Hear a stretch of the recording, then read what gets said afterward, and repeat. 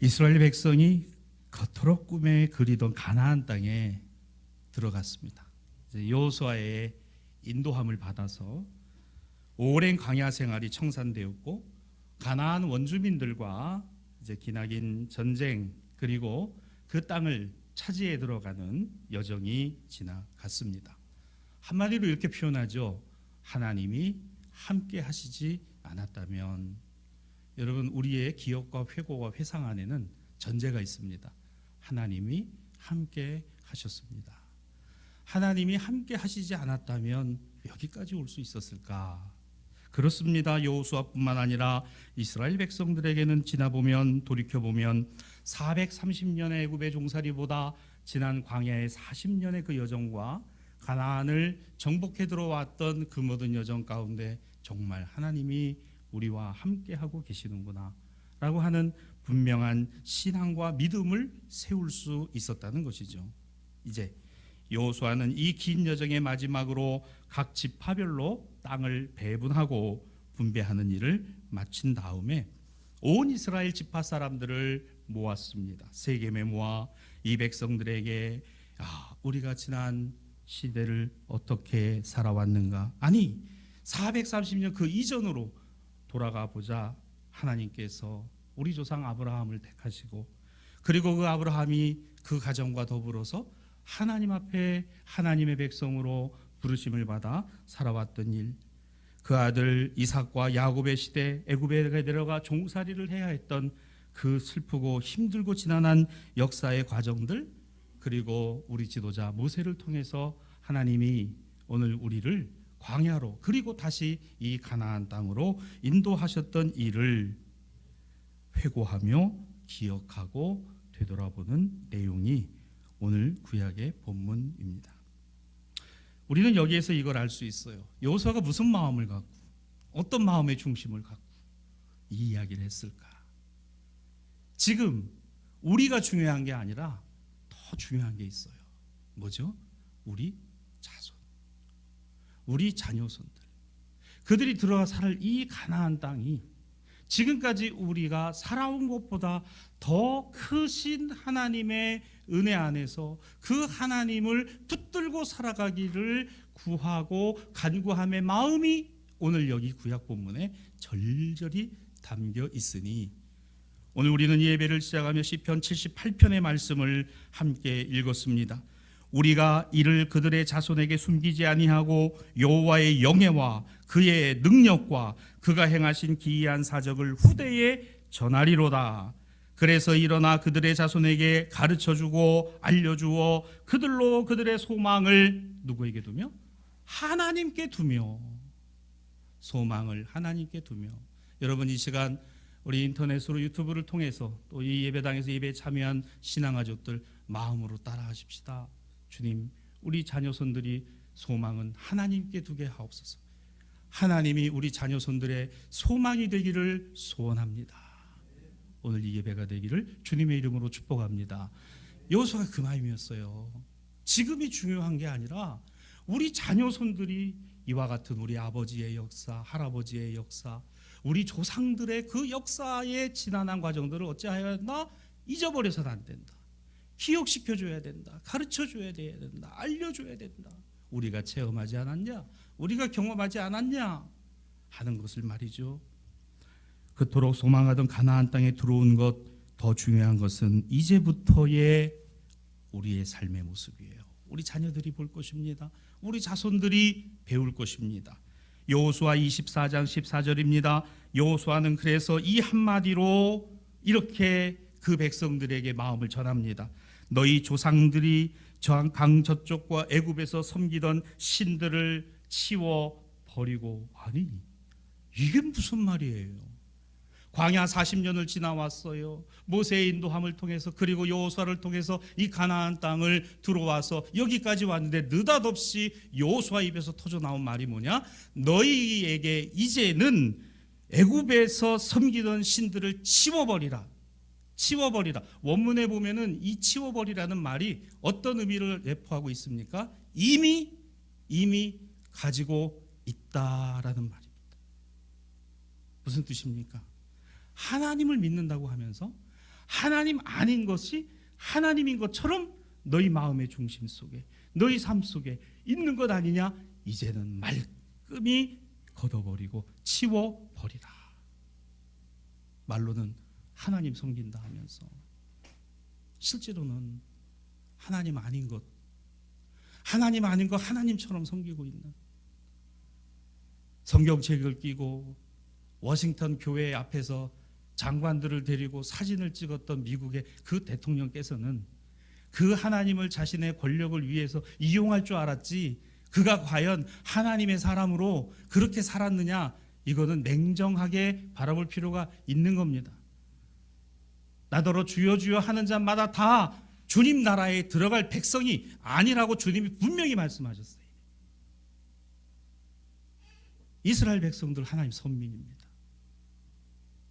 광야에서 그 신앙과 믿음의 생활을 해왔어요. 그런데 여호수아가 보기에는 아직까지도 뭐가 있어요? 하나님을 믿는다면서 하나님 아닌 것이 여전히 그들 안에, 우리 안에 있지 아니하냐. 되돌아보자. 지금은 한국교회가 세상을 향하여 개혁을 말하기 전에 오늘의 우리 교회가 주님을 잃어버리고 있진 않은가, 우리가 주님을 믿는다고 하면서 주님 아닌 것에 마음을 빼앗기고 있었던 건 없는가를 되돌아봐야 합니다. 조금 방향이 어긋나 있어요. 평신도 지도자들, 목회자들 방향이 좀 어긋나 있다는 생각을 합니다. 엉뚱한 방향에서 찾고 있어요. 엉뚱한 방향에서. 좀 돌아보세요. 되돌아보세요. 대면 예배 불가능하고 이 예배 어려울 때 과연 나는 내 안에 살아계신 하나님이 그 아니면 하나님 아닌 것이 있지 않은가? 그러한 것은 없었을까? 지금 여호수아의 마음속에는 가장 깊은 마음속에 이게 있는 거예요. 야, 이제는 우상이 말끔히 제하여졌고 우리가 온전히 하나님만 섬기는 백성이 되었구나. 사랑하는 우리 이스라엘 백성들이여, 우리 이제 가나안 땅에서, 이 가나안 복지에서, 이 젖과 꿀이 흐르는 땅에서 마음껏 살아보자라고 말해도 모자를 파네. 우상을 치워버리라. 여전히 이게 남아있다는 겁니다. 여전히 이게 있다는 거죠. 여러분 어떻게 소망하세요? 주님, 우리의 믿음보다도 우리 아들의 믿음이 더 좋기를 원합니다. 주님, 나의 믿음보다 나의 딸의 믿음이 더 좋기를 원합니다. 주님, 우리의 세대보다도 우리의 자손 세대가 그 하나님 더 뜨겁게 사랑하고 교회를 더 뜨겁게 사랑하고 오늘 이 시대를 더 힘겹게 어려우지만 이겨나가기를 원합니다라고 우리가 소망하잖아요. 우리 소원하잖아요. 이런 분들 없을 겁니다. 주님, 나 때만 잘 믿으면 돼요. 나만 잘 되면 돼요. 뭐 우리 자식 때는 모르겠습니다. 그냥 뭐 엉망으로 살듯 어떻게 되든. 그런 분들은 하나도 없습니다. 여러분 이 마음을 갖고 본문을 읽어보세요. 여호수아가 지금 무슨 마음을 갖고 이 말을 그들에게 세겜에서 전하고 있는지를 말입니다. 지금은 부흥의 시기가 아니에요. 지금은 회복의 시기입니다. 지금은 확장의 시기가 아닙니다. 지금은 되돌아봐야 될 시기예요. 오늘의 교회가 처한 자리, 여기까지 하나님이 인도하셨어요. 여기까지 하나님이 도우셨습니다. 우리 그 하나님의 인도하심과 도우심 안에 얼마만큼 우리 순종하고 청종하고 그 말씀과 뜻대로 살아왔는가를 생각해 보면 가슴이 아프고 눈물이 앞을 가려야 되는 게 정상인데, 세상을 향하여 돌팔매질하고 세상을 향하여 원망하고 세상을 향하여 왜 교회를 핍박하냐고 이런 소리를 해대고 있으니 이게 과연 복음의 교회입니까? 여러분 오늘 이 말씀이 얼마나 우리에게 무겁게 다가오는지, 미련한 5천년은 안 돼야 될 거 아닙니까? 우리는 어디에 서 있느냐는 거죠. 사랑하는 대사의 신앙가족 여러분, 이제부터 우리가 어떤 자세로 신앙생활을 하는가가 가장 중요한 문제입니다.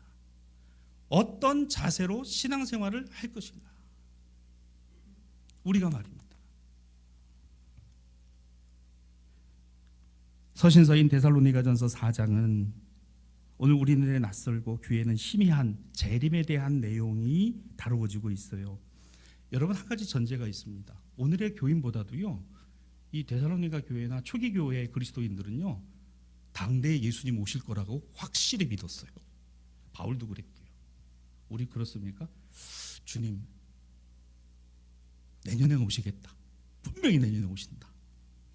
여러분, 그렇게 치우쳐도 안 됩니다. 그러나 분명한 것은 그때의 성도들보다 지금의 성도들이 좀 희미해져 있는 것은 사실이에요. 오시긴 오시겠다. 오신다. 언제일까? 근데 그 시대 데살로니가 교회 성도들, 이분들은요, 당대에 예수님 올 거라고 믿었어요. 그런데 점점 한 분, 두 분 교회에서 세상을 떠나요. 그리고 여전히 로마의 힘은 강력하고, 여전히 예수 믿는 사람들은 숨어서 예배를 드려야 돼요. 여전히 예수 믿는다는 것이 유대인들에게나 로마인들에게나 참 부끄러운 것이고, 오늘 이것이 참 아닌 것처럼 여겨지는 그와 같은 시대였어요. 코로나 국면에서 오늘 우리가 교회 이름 달고 다니는 게 얼마나 부끄러운 일이 되어버렸고, 교회 차를 타고 다닌다는 게 얼마나 부끄러운 것이 되었어요. 그런데 우리가 이것을 감당할 수 있는 이유가 있어요. 예수 그리스도가 살아계시다고 믿기 때문입니다. 그럼 마찬가지 아니에요? 그 시대 그 성도들은 더 나아가서 뭐라고요? 예수님이 당대에 오신다라고 확신하고 붙들고 있었는데, 아니, 이 집사님도 세상을 떠나고, 김 권사님도 엊그제 세상 떠나고, 점점 떠나고, 이거 어떻게 된 거지? 이게 어떻게 된 거야? 재림의 지연이 문제가 되었습니다. 믿음으로 삶을 지탱하는 것이 버거워지기 시작했어요. 신앙의 길을 지켜낼 자신은 점점 희미해져 가고 있었습니다. 오늘을 살고 있는 우리들과 별반 다르지 않았어요. 바울은 여기에서 이렇게 위로합니다. 데살로니가전서 4장 13절 본문은요, 형제들아, 자는 자들에 관하여는 너희가 알지 못함을 우리가 원하지 아니하노니 이는 소망 없는 다른 이와 같이 슬퍼하지 않게 하려 함이라. 이 집사님 세상 떠나고, 김 권사님 세상 떠나고, 엊그제 그렇게 먼저 갔다고 해서, 주님의 재림이 지연된다고 해서 우리가 누구처럼? 세상에 예수 그리스도가 소망이 아닌 사람들처럼 낙심하고 절망하고 슬퍼할 이유가 없으니, 왜? 우리는 소망 있는 사람들, 소망을 가진 사람들이기 때문이다. 그 소망이 뭐냐? 예수는 그리스도시요 우리 주님이시고 반드시 다시 오시리라. 확신하니까, 이건 사실이니까, 이건 분명하니까. 어렵습니다. 살아가기 힘겹습니다. 경제적으로 팍팍합니다. 언제까지 마스크 쓰고 살아야 할지 모릅니다. 서울에 회의 올라가서 지하철을 타고 이동을 하는데요, 참 재미있는 현상이요, 조용합니다.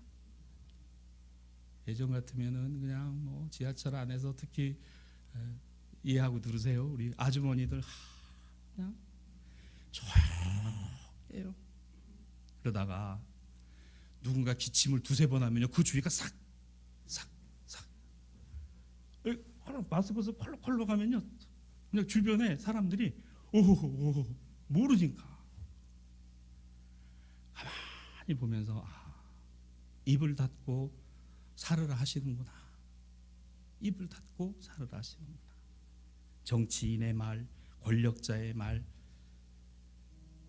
그와 같은 기득권자들의 말, 노동자들의 투쟁의 말, 분열의 말, 얼마나 많은 말들이 이 땅에. 그러나 이 마스크를 쓰고서는 그 말이 참 쉽지 않아요. 말을 하지만, 여러분, 우리가 이 마스크 벗기를 원합니다. 그러나 영적인 마스크를 쓰면 좋겠습니다. 해야 될 말만 하고, 필요한 말만 하고, 상처 주고 분열하고 그런 말 하지 않도록 마스크를 닫아버리는, 이와 같은 체험이 우리에게 있기를 주님의 이름으로 부탁을 드립니다. 바울의 위로가 그거예요. 소망 없는 다른 사람같이 슬퍼하지 마라. 왜? 소망 없는 사람과 우리는 어떤 사람? 소망을 가진 사람들이니까, 소망이 있는 사람들이니까. 그 소망이 무엇인가? 자, 복음서 말씀입니다. 마태복음 25장의 내용을 보면 열처녀의 비유지요. 예수께서 말씀하신 비유의 말씀입니다. 혼인의 날입니다. 잔치의 날이며 복된 날입니다. 유대인들의 결혼 풍습에서는 신랑이 친구들과 함께 신부 집에 가서 결혼식을 치루었어요. 해가 질 무렵 신랑이 신부를 데리고 자기 집에 돌아와 며칠 동안 먹고 마시고 즐거워하는 혼인잔치를 벌이게 됐는데, 신랑이 그 신부를 데리고 올 때 사람들은 기쁨으로 그 신랑이 오기를 기다립니다. 본문에 등장하는 열 처녀는 신부를 데려오는 신랑 일행을 기다렸다가 혼인잔치로 인도하는 역할을 맡은 이들입니다. 그런데 신랑이 오는 시간이 언젠지를 몰라요. 그런데 분명한 건 와요. 반드시 옵니다. 왜? 혼인잔치가 있기 때문에 신랑은 와요. 그런데 언제 올는지 알지를 못해요. 시간이 자꾸 지연이 됩니다. 어둠이 내리깔리고 밤이 깊었습니다. 모두가 등불을 켜고도 기다리는데 한참이 지나도록 신랑은 보이지 않습니다. 이 정도면 오지 않을까? 이쯤 되었는데 오는 것 아닐까? 그러더니 등불은 기름이 말아가면서 점점 희미해지기 시작합니다. 기름을 더 가져다가 넣지 않으면 그 불은 꺼지고 말 것입니다. 넉넉하게 준비한 사람들은 그래도 걱정 없이 밤이 새도록 신랑을 기다리겠으나 그 기름이 없는 이들은 몸이 닳기 시작했어요. 그러다 정작 신랑이 도착해서 등불이 꺼지고 나면 낭패를 보게 됩니다. 오늘 말씀처럼 그 신랑의 혼인잔치에 들어갈 자격을 상실하고 말았다는 예수님의 이 말씀을 다시 한번 오늘 본문에서 새겨봅니다. 마태복음 25장 13절입니다. 주님은 이렇게 얘기를 하세요. 그런즉 깨어있으라. 여러분, 이게 자지 말라는 얘기가 아니에요. 이 깨어있으라라고 하는 이 말은 소망을 가진 사람으로 그 소망을 이어가라는 말씀이에요. 소망을 이어가라. 신랑이 온다. 반드시 온다. 그러면 어떻게 해야 할까? 신랑이 오는데 그 신랑을 맞이할 나는, 그 처녀인 나는 어떻게 해야 할까? 이거 생각하라는 거예요. 지연되는 현실, 그리고 긴 기다림, 무언가를 기다리는 사람들, 주님의 재림을 믿어 의심하지 않았던 데살로니가 교인들에게 시간이 흘러가며 주위에 성도들이 세상을 떠나는 이와 같은 조급함과 조바심이 점점점 다가오며 여전히 로마의 제국은 흥하고 또한 융성하고 그 힘은 강력해서 도저히 무너질 것 같지 않은 세상의 소망이 아닌 소망이신 그리스도라는 사실이 점점점 열버지는 그와 같은 때에 깨어있으라. 깨어있으라. 사랑하는 여러분, 보이는 게 다가 아닙니다. 이 보이는 게 다가 아니에요. 오늘 이 깨어있음에 대한 말씀은 신앙생활을 그저 단순히 잘하라는 것만이 아니라 소망을 가지고 신앙생활하느냐, 소망이신 예수 그리스도를 붙들고 믿음을 갖고 있느냐 아니냐, 이것 따져보라는 거예요. 소망도 많아요. 권세의 소망, 권력의 소망, 물질의 소망, 돈의 소망, 명예의 소망 많습니다. 그러나 참된 소망은 오직 예수 그리스도뿐이다. 이 소망이 있느냐 보라. 깨어있으라. 자꾸 보라 그 얘기예요. 내 마음에 어떤 생각이 있고 내 머릿속에 어떤 생각이 있고.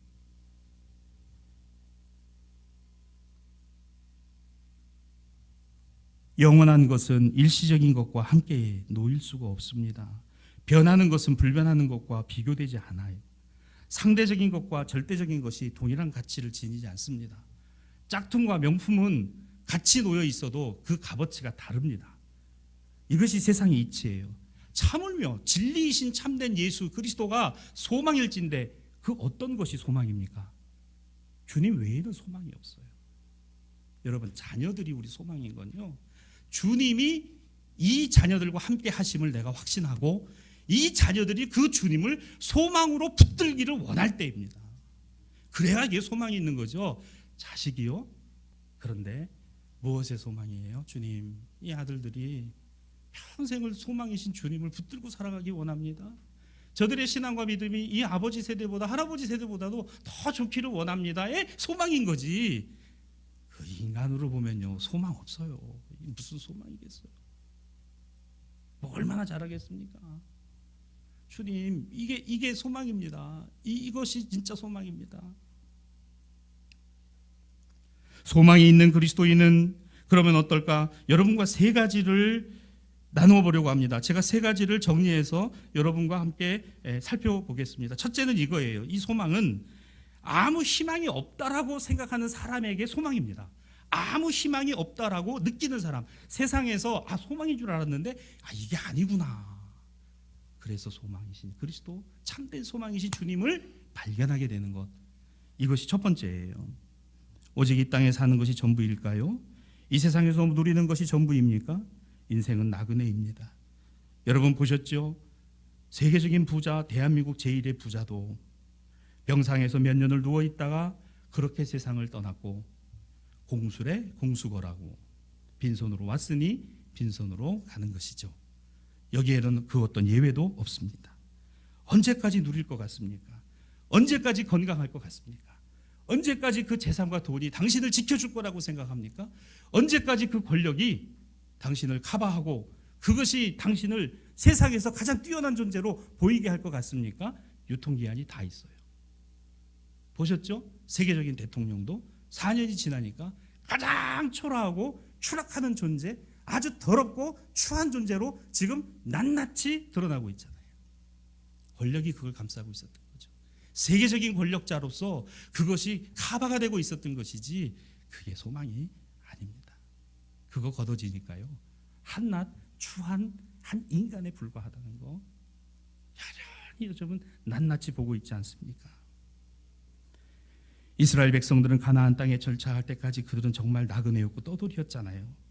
그래서 무엇이든지 많이 소유한다는 것은 짐스러운 것이며 자랑거리가 될 수 없으니 그들은 세겜에서 여호수아의 말이 정말 가슴 앞에 박혔을 거예요. 그런데 그 가나안 이후의 삶이 어떻다라는 게 성경이 우리에게 보여주지 않습니까? 지파들이 영토를 받고 사사들의 지도를 받아서 그리고 왕을 세우고 다윗과 솔로몬 시대를 지나면서 여러분 점점 나라가 커지고 영토가 넓어지고 부유해지고 성전을 짓고 이와 같은 것이 외적으로 볼 때는 대단한 통일 이스라엘 왕국이 세워졌지만 속으로는 철저하게 무신론이고 철저하게 하나님 아닌 하나님을, 세상의 것을 하나님으로 섬기는 그와 같은 이스라엘과 유다의 죄악들이 낱낱이 그 안에 담겨져 있었다는 것이 성경의 증언이에요. 여러분 보세요. 달라지는 겁니다. 무엇이 자꾸 생기니까, 이것이 소유하게 되니까, 늘어나니까, 커지니까 그게 다라고 생각하는 거예요.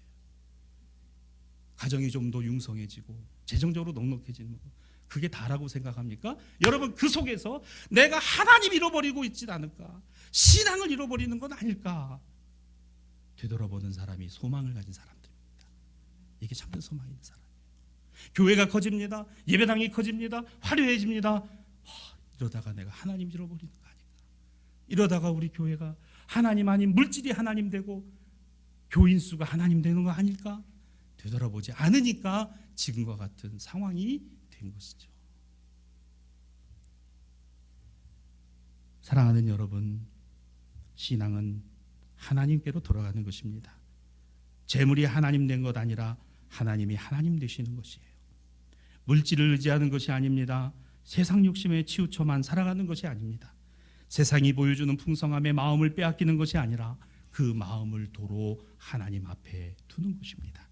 풍족함과 안락함 때문에 세상적 가치와 질서에 젖어서 말씀과 기도와 묵상이, 그리고 나를 향하여 하나님께서 주고 계신 은혜가 희미해질 때 우리는 퍼뜩 마음으로 따라 하십시오. 깨어 있으라. 그렇죠. 깨어 있으라. 퍼뜩. 이게 아닌데.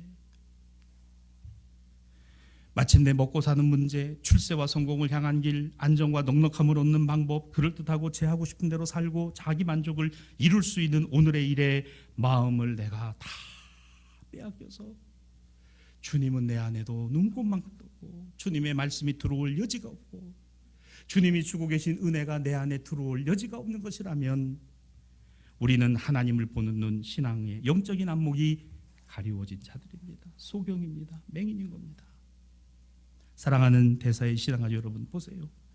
역사 속에서 이스라엘 백성은 하나님을 믿지 않은 적이 없었습니다. 있었어요? 없었어요. 예수님 시대 때도 그랬습니다. 그러나 결과적으로는 하나님 외에 다른 신을 섬겼고 어쩌면 그 다른 신이 하나님보다도 더 중요했는지 몰라요. 애굽에서 우리를 인도하여 낸 하나님이 중요한 게 아니라 지금 눈앞에 우리 손으로 만든 금송아지가 더 하나님 같고 하나님 나온 것이죠.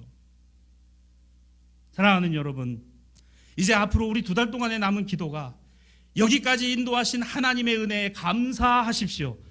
하나님의 은혜입니다. 인도하심 때문이었습니다. 그래서 온 겁니다. 그 하나님 잃어버리지 않게 하여 주옵소서 기도하세요. 잃어버린 것이 있다면 다시 찾게 하여 주시옵소서. 오늘 이 시대에 세상을 향한 원망과 불평이 아니라 나를 향하여 교회를 향하여 말씀하시는 것이 무엇인가를 듣게 하여 주옵소서가 이 11월과 12월 2020년을 마무리하는 2달이 되기를 주님의 이름으로 부탁을 드립니다. 그래서 여호수아는 이 민족의 집단적 체험과 경험에 기억과 회상과 회고를 말하는 것이에요.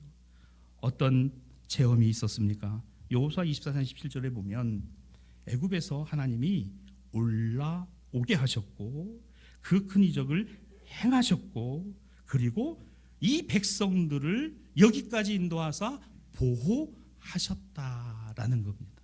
여러분, 여기 올라오게 하시고 행하시고 보호하셨다. 기회가 되시면 여러분 자녀들과 통화간에 또는 가정예배를 드리실 때 오늘 이 여호수아 24장 17절의 말씀을 함께 읽으시고 또는 말씀해 주시면 좋겠어요. 얘야, 그래도 올해 여기까지 하나님이 우리와 함께 하셨다. 그리고 우리 가정 가운데, 우리 가족 가운데 이렇게 행하셨어. 그리고 우리를 보호해 주신 거야. 아이 아빠는 그렇게 믿어. 이 엄마는 그렇게 기도했어. 너는 어떻게 생각하니? 오늘 이 말씀 우리 가정이 남은 2달 동안 붙들고 기도하자. 여호수아 24장 17절 이 말씀 말입니다. 지금 여호수아가 이스라엘 백성들에게 하고 있는 말이에요.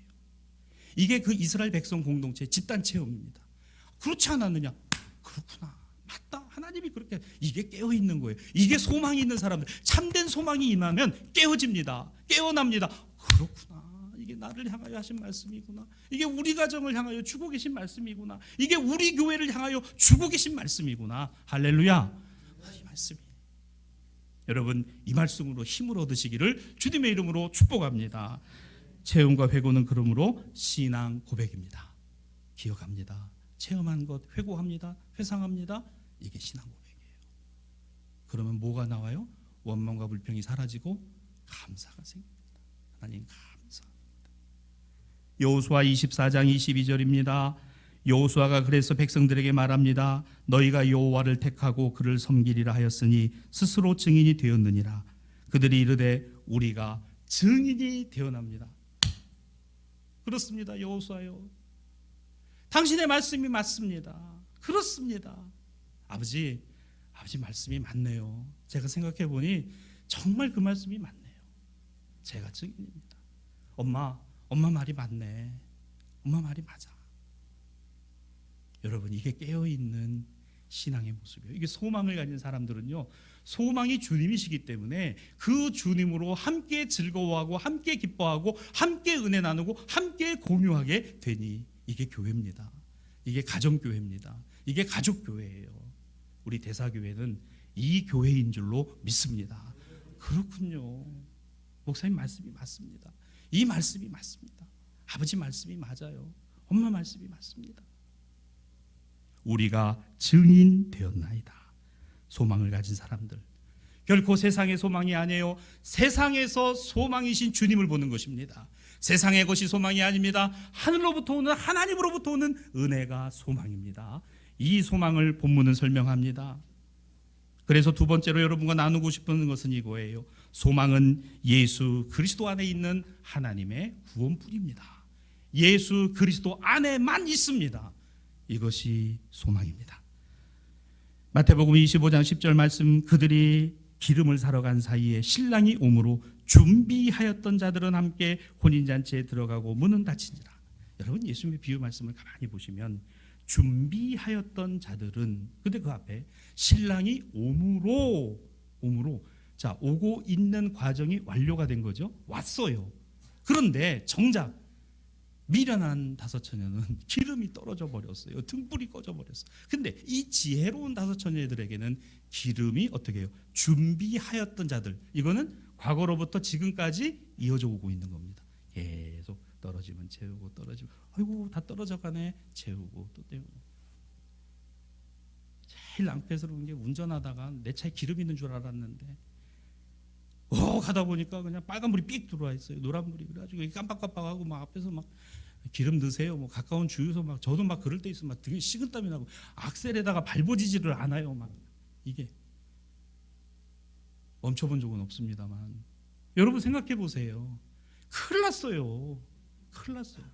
이거 어떡할 겁니까? 준비하였던 자들은 신랑을 기다리고 있는 이 여인들 늦어질 거 알고 언제 오는지 모르니 그러나 분명히 오기 때문에 그 옴을 위하여 기름을 넉넉히 준비해 두었다는 것이죠. 이겁니다. 우리는 신앙과 믿음 안에서 확신이라고 하는 것이 있어요. 확신의 내용은 분명히 있어요. 주님이 우리의 구주이시고 주님이시다. 그분은 반드시 이 땅에 다시 오신다. 그리고 이 땅을 다스리실 여호와 하나님의 아들이시다. 이 확신은 있어요. 이 내용은 분명히 갖고 있어요. 그런데 뭘 몰라요? 확정된 시기는 우리가 몰라요. 모릅니다. 그러면 에이 나 때는 아니겠지. 우리 아들 때까지는 안 하겠지. 여러분 저는 젊을 때 그런 모르겠어요. 좀 그런 소망이 있었어요. 하나님 이왕이면 예수님 오실 때 저 군대는 가보고 오시면 좋겠어요. 저 군대는 꼭 가봐야 되는데 어떤 건지 그런 소망. 주님 저 대학 졸업하고 오시면 좋겠어요. 그래서 졸업장은 받아야 돼요. 그리고 제일 중요한 소망이 있었어요. 장가는 가고 오시면 좋겠어요. 결혼은 해봐야 되는데. 그래도 결혼하고 나니까 자식은 낳아봤습니다. 낳고 나면 보세요.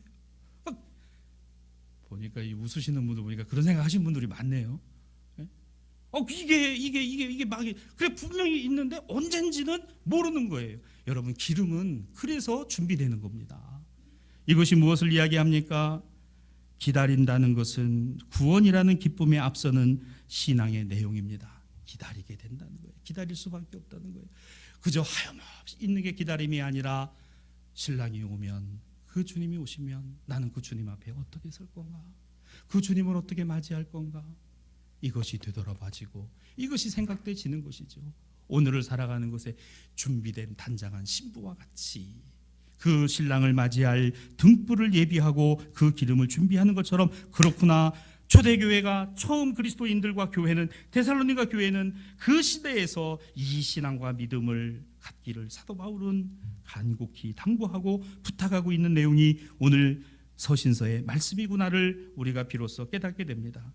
오늘 우리는 무엇이 주님의 일이고 무엇이 복음인지, 무엇이 하나님 나라에 속한 것이며 어떤 것이 우리의 영혼을 병들게 하는 것인지를 분간하기 어려운 시대에 살아갑니다. 그러나 동시에 하나님의 은혜와 우리를 향한 섭리와 우리를 붙들고 보호하고 계시는 그 사랑의 은총을 또한 경험하고 체험하고 기억하고 회고해야 될, 깨어 있어야 할 소망을 가진 하나님의 자녀라는 사실을 잊지 마십시오. 누가 뭐래도 우리는 하나님의 자녀들입니다.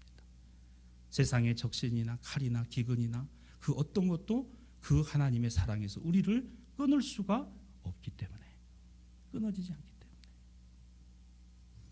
기복주의가 하나님의 영광에 대한 기대감을 빼앗고 주설적인 신앙이 우리의 바른 복음적 신앙을 밀어내고 교권이 생명의 영을 증실시키고 율법이 복음을 짓누르며 종말론적인 기대와 하나님 나라를 향한 주 예수 그리스도 안의 소망이 세속 질서 안에서의 교회가 온전히 걸어가야 할 길임에도 불구하고 우리는 이 시대에 이 구별하기가 쉽지 않다는 것 느낍니다.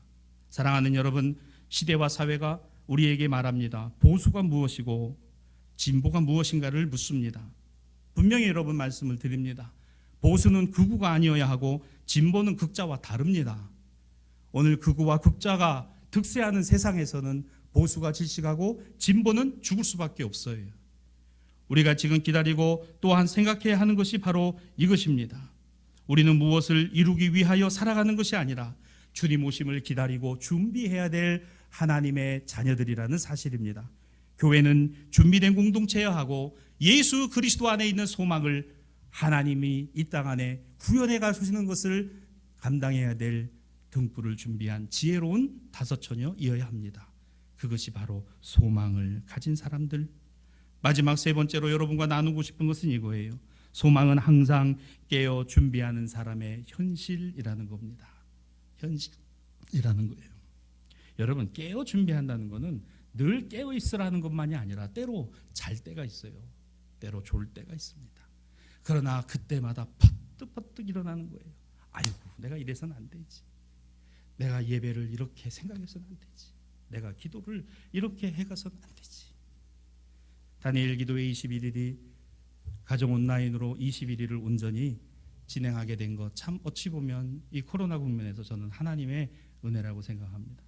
시간 메시지들을 여러분 아마 참여하시는 분들 아시겠습니다만 작년에 비해서 참 많이 무겁구나 하는 것을 좀 느껴요. 그러나 동시에 우리에게 그 무거움은 하나님의 놀라우신 은혜와 능력이 더욱더 새롭게 다가온다는 경험을 하게 됩니다. 간증자 한 사람 한 사람들, 목회자, 선교사, 교수, 일반인, 성도, 그분들의 어떤 그 체험의 많은 부분들에 동일한 것이 있어요.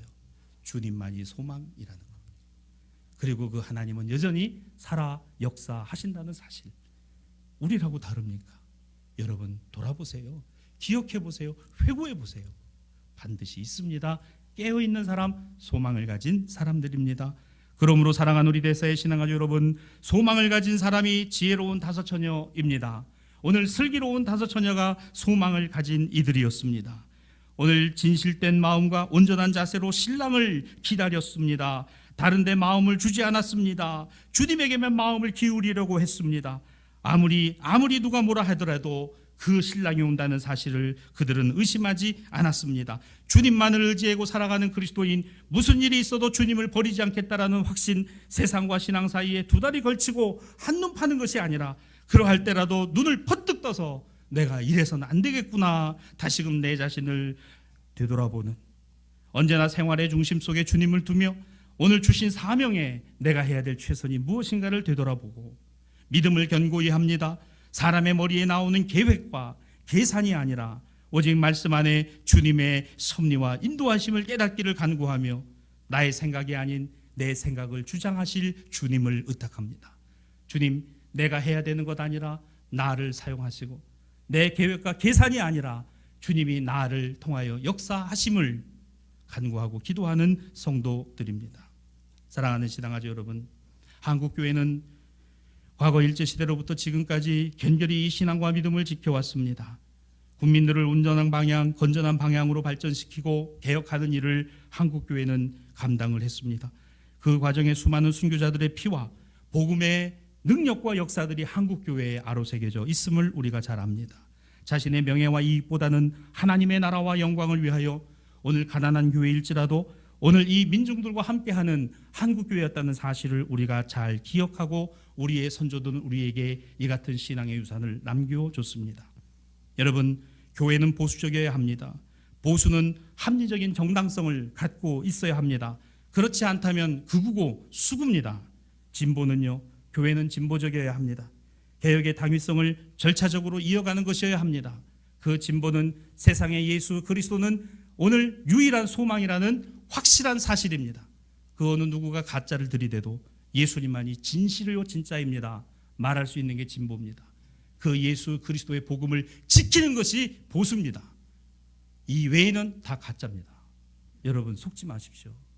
이것이 복음입니다. 오늘 우리의 교회는 이와 같은 현실 안에서 우리 자신들을 되돌아보기를 원합니다. 경제가 발전하고 부흥했습니다. 물질적으로 좀 풍요로워졌습니다. 그와 동시에 인간성이 파괴되고 관계들이 부서지고 오늘 이기적인 배타적인 이와 같은 사회가 되는 데에는 한국교회가 어떤 역할을 했는가 스스로 되돌아보지 않을 수 없다는 것입니다. 말씀을 정리합니다.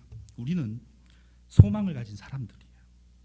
여호수아의 권면과 다짐을 새기는 후손 세대까지 그 소망의 범주 안에 두기를 원했던 여호수아의 마음이 오늘 저와 여러분의 마음이기를 원합니다.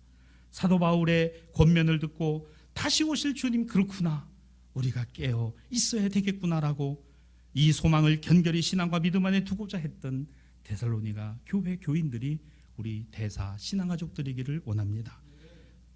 그리고 예수님이 말씀하신 그 열 처녀 가운데 우리는 어느 처녀에 속해 있습니까?